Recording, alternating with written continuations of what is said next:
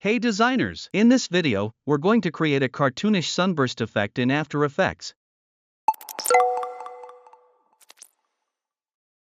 First, create a circle and align it both vertically and horizontally.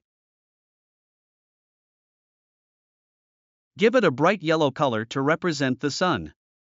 Next, duplicate this layer by pressing Ctrl+D on your keyboard.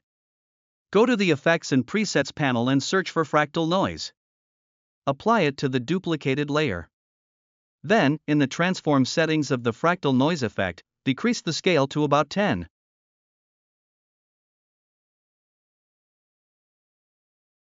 Now, head back to Effects and Presets and search for the CC Light Burst effect. Apply this effect to the same layer. If the burst isn't centered, you can manually adjust it to place it in the center. Increase the intensity and ray length as needed to achieve your desired look.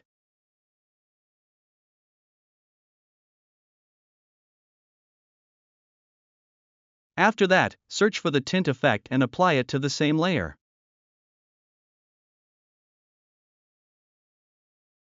Change one of the colors to yellow, then swap the colors so that the yellow is more prominent and the white is subtler.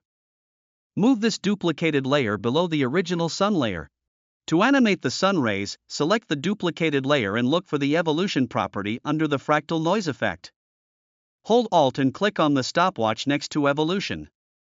Type the expression time * 1000. To make it move faster, increase the value time * 2000 or time * 3000. For a slower movement, decrease it to something like time * 500 or time * 200. Your animated cartoonish sunburst effect is ready. If you found this tutorial helpful, please like, leave a comment, and don't forget to subscribe to Ace Designs for more amazing content.